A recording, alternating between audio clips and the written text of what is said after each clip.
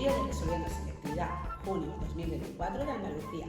En el primer vídeo, resolviendo las preguntas teóricas, hemos visto las preguntas del bloque A. Ahora procederemos a ver aquellas que son un poquito más de pensar y que tendremos que aplicar lo aprendido teóricamente para resolver una serie de preguntas un poco más prácticas o de la vida diaria. Vamos a ellas. Las preguntas de razonamiento se inician con una perteneciente al bloque de genética, donde nos dice que en el laboratorio se han secuenciado varios nucleótidos, pero que de estos solo se sabe el tipo de nucleótido que es y el porcentaje de adenina que tiene. Nos da una serie de datos, con esto nos dice que, si es posible, deduzcamos el porcentaje del resto de bases nitrogenadas. Es una pregunta muy sencilla y que se ha repetido mucho a lo largo de la selectividad de todos los años. Lo único que tenemos que tener en cuenta es recordar que los ácidos nucleicos, tanto ADN como ARN, pueden ser monocatenarios o bicatenarios y que además, si son bicatenarios, hay complementariedad. En el caso del ADN, la complementariedad se hace entre adenina y timina y citosina y guanina. Y en el caso del ARN, la complementariedad se hace entre adenina y uracilo y también citosina y guanina. Con esto vamos a ir viendo frase por frase. La primera nos dice que tenemos un viroide aislado de una planta de aguacate con el 29% de adenina y que pertenece a ARN monocatenario.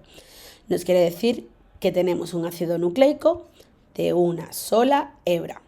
Por tanto, esta sola hebra no va a tener bases complementarias. Al no tener bases complementarias, si tenemos un 29% de adenina, no vamos a poder saber más nada. Sabemos que si hay un 29% de adenina, del resto de bases, uracilo, citosina y guanina, habrá un 71% repartidos entre ellos. Pero sin ser bicatenario, no podemos deducir más nada de esta secuencia. En la siguiente nos pasa lo mismo. Tenemos al coronavirus aislado de la secreción nasal humana, con un 31% de adenina y ARN monocatenario. Es el mismo caso anterior. Tenemos un 31% de adenina y de citosina, guanina y uracilo, porque estamos en ARN. Vamos a tener el 69% restante, pero no podemos dividir este 69% entre el resto de bases, puesto que tenemos ARN monocatenario, sin complementariedad. En el siguiente caso vamos a tener la bacteria de la salmonela, aislada de las heces humanas, con un 22% de adenina y un ADN bicatenario. Aquí sí que sí, como el ADN bicatenario, la porción de adenina y timina será exactamente la misma, y de citosina y guanina también. Por tanto, como el problema nos dice que hay un 22% de adenina, pues de timina también habrá un 22% por la complementariedad. Del resto de bases, ¿cuánto habrá? Pues si el total es el 100%, menos 22 de adenina y 22 de timina, nos queda un 56% a repartir entre las otras bases. 56 entre 2 por la complementariedad citosina guanina será 28% de citosina, 28% de guanina. Con el siguiente nos pasa igual que con los dos primeros casos, solo que aquí tenemos ADN monocatenario, con un 27% de adenina. Al ser ADN monocatenario, recordar que sí aquí tendremos timina en vez de uracilo. Simplemente sabemos que tenemos un 27% de adenina y el 73% restante estará repartido entre la citosina, la guanina y la timina. Pero al no haber complementariedad, no podemos saber cuánto hay de cada una de estas bases. Por último, tenemos el birnavirus aislado de la piel de gallina, con 32% de adenina y ARN bicatenario.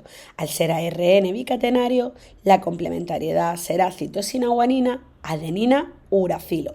Por tanto, si hay un 32% de adenina, habrá un 32% de uracilo y del resto de bases haremos la resta, nos quedará un 36% a repartir entre la citosina y la guanina. La siguiente pregunta, la B2, pertenece al bloque de la célula y sobre todo a conceptos relacionados con la división celular y las características del nucleolo. Nos dice que hay tratamientos contra el cáncer que son toxinas naturales que atacan directamente al nucleolo de la célula, produciendo la muerte de las células. Nos pregunta después que si esas toxinas también tendrían efectos sobre células que están en mitosis. Pues vamos poco a poco. ¿Por qué pasa esto? ¿Por qué estas toxinas que son naturales y que atacan al nucleolo acaban por matar la célula? Pues vamos a recordar. Y es que el nucleolo de la célula tiene una función muy importante. Aquí está la información, los nucleótidos, el ADN, con la información para sintetizar el ARN ribosómico. Por tanto, si esas toxinas naturales atacan al nucleolo, destruyen el nucleolo, no se podrá sintetizar ese ARN ribosómico que dará lugar a los ribosomas. Si no tenemos ribosomas, esos ribosomas nunca van a poder hacer la traducción de las proteínas. Al no poder hacer la traducción de las proteínas, esa célula morirá al no tener las proteínas necesarias para su ciclo celular, para su respiración celular o para cualquier otro proceso que en la célula tenga lugar. Además, esto va a ser muy importante en una célula cancerosa, puesto que las células cancerosas tienen una alta tasa de proliferación, es decir, están todo el tiempo sintetizando y produciendo proteínas para su crecimiento y división celular. Por tanto, si atacas al nucleolo, atacas a la síntesis de ribosomas y esa síntesis de ribosomas hará que no se traduzcan estas proteínas tan necesarias para el crecimiento y la división celular. La segunda pregunta nos dice que si estas toxinas naturales tendrían el mismo efecto sobre las células en mitosis. Y es que recordamos que las células en mitosis necesitan sí o sí sintetizar proteínas. De hecho, durante la mitosis hay unas proteínas que son esenciales. Las proteínas que forman los microtúbulos, la tubulina alfa y beta. Si no hay síntesis de proteína porque los nucleolos no sintetizan ribosomas, tampoco se sintetizarán tubulina alfa y beta necesaria para realizar los microtúbulos, y estos microtúbulos serán esenciales para realizar la división celular. La siguiente pregunta de razonamiento pertenece al bloque de metabolismo y es un típico verdadero y falso de toda la vida donde tenemos que razonar las respuestas que damos. En la primera afirmación nos dice que el catabolismo se produce en la síntesis de moléculas orgánicas a partir de inorgánicas. Son reacciones de oxidación y generan energía. Pues justo todo lo contrario. Es una respuesta falsa, puesto que las reacciones catabólicas es el conjunto de reacciones metabólicas de descomposición de moléculas orgánicas complejas en otras moléculas que no tienen por qué ser inorgánicas, sino pueden ser orgánicas más sencillas y que de ellas se libera ATP. La siguiente afirmación nos dice que la fosforilación a nivel de sustrato es el mecanismo mediante el cual se genera mayor cantidad de ATP durante el proceso de respiración celular. Esto no es así. Durante el proceso de respiración celular, cuando más ATP se produce es durante la fosforilación oxidativa, ese proceso que ocurre en las crestas mitocondriales después de que los electrones hayan ido saltando por la cadena de transporte y donde los protones de hidrógeno bombeados al espacio intermembranoso pasarán por la ATP sintasa para generar ATP a partir de ADP. La producción de ATP es mucho mayor en este proceso de la fosforilación oxidativa que a nivel de sustrato, donde el ADP se transformará a ATP mediante el grupo fosfato que se libera y se pierde en algunas reacciones, como por ejemplo durante la glucólisis o durante el ciclo de Krebs. La siguiente afirmación nos dice que todos los organismos autótrofos utilizan como fuente de energía la energía luminosa. Pues esto también es falso, ya que los organismos autótrofos, es decir, aquellos que tienen como fuente de carbono el carbono inorgánico del dióxido de carbono, la fuente de energía que utilicen pueden ser o bien la luz, los organismos fotoautótrofos, o bien la energía química, los organismos quimiótrofos, como las bacterias del nitrógeno, las bacterias del azufre. La última afirmación dice que las coenzimas de óxido de reducción que intervienen en los procesos de respiración celular y fotosíntesis son distintas. Pues esto sí es verdadero, ya que en la respiración celular va a intervenir el NADH y el FADH2, mientras que las coenzimas típicas en la fotosíntesis es el NADPH. La pregunta 4 tiene relación con el bloque de genética y esta nos da dos afirmaciones que nos pide que expliquemos razonadamente por qué son así. La primera nos dice que la secuencia de aminoácidos de una cadena polipeptídica puede corresponderse a más de una secuencia de nucleótidos en el ARN mensajero. ¿Por qué pasa esto? Pues básicamente una cadena de aminoácidos puede tener más de una cadena en el ARN mensajero. Esto era así porque el código genético era degenerado y, por ejemplo, aminoácidos como la leucina pueden estar sintetizados por el codón UUG, pero también podrían sintetizarse con el codón UUA, CUA, CUC, CUG, CUU. Y esto así pasa también con otros muchos aminoácidos, a excepción del triptófano y la metionina, que son aquellos que solo tienen un codón correspondiente a un aminoácido. Pero todos los demás tienen codones sinónimos.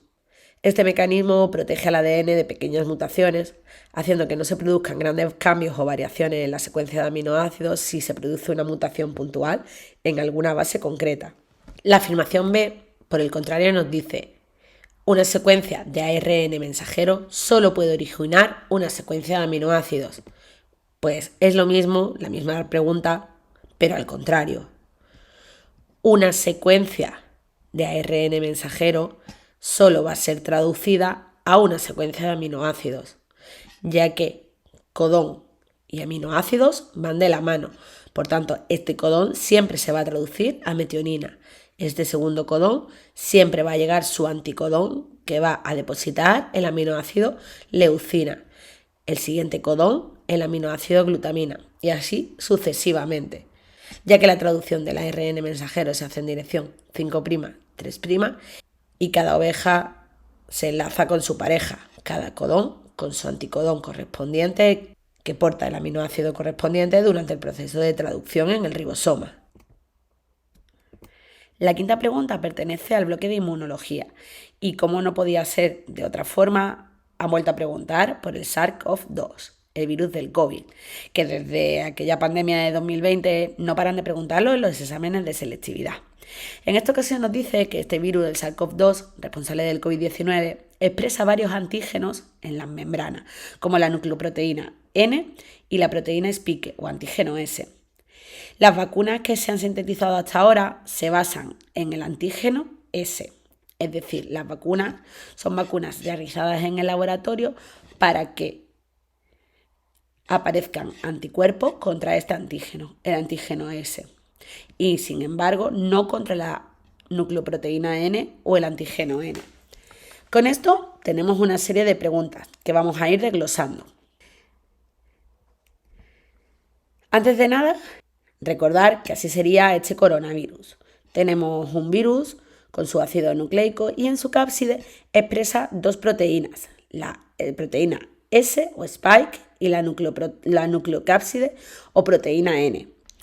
Estas dos proteínas, tanto la S como la N, son antígenos, es decir, el cuerpo las va a detectar como extrañas y va a crear anticuerpos, tanto para la S como anticuerpos para la N. Las vacunas concretamente están hechas a base de esta proteína, la Spike o proteína S. Por tanto, si tenemos una reacción producida por una vacuna, en nuestro cuerpo solo se van a encontrar anticuerpos para esto, para la S. Vamos a ver las preguntas. ¿Frente a qué tipo de antígenos se encontrarán anticuerpos en una persona vacunada y que ha pasado a la infección? Pues si ha pasado a la infección y está vacunada, vamos a tener anticuerpos tanto para la proteína S como para la proteína o antígeno N, ya que si has pasado a la infección de forma natural, crearás anticuerpos para ambas proteínas y además, estando vacunado, pues también segregarás anticuerpos ante la proteína S. Y una persona vacunada que no ha sufrido la infección del virus, pues si está vacunada pero nunca ha sufrido la infección del virus, como las vacunas están hechas a base del antígeno S, solo habrá anticuerpos para este. ¿Frente a cuál de los dos antígenos habría que buscar anticuerpos para distinguir si una persona ha adquirido la inmunidad contra el virus de forma natural o mediante la vacunación? Pues para poder distinguir si una persona ha adquirido la inmunidad de forma natural, habrá que mirar si en su sangre tiene anticuerpos contra la proteína N, ya que si miramos la proteína S, no sabremos si habrá adquirido la enfermedad de forma natural o la habrá adquirido mediante la vacunación. La última pregunta nos dice que si una persona no ha sufrido nunca la infección y ha sido vacunada una hora antes de hacerse un test de anticuerpos, ¿qué anticuerpos podremos encontrar en su sangre? Pues la verdad que justo una hora después de la vacunación es muy probable que no encontremos anticuerpos en la sangre, ya que la respuesta primaria tarda unos días hasta que el cuerpo empieza a segregar esos anticuerpos contra la proteína S, por lo que será muy difícil, tras una hora de la vacunación, encontrar ya en su sangre anticuerpos para esta proteína.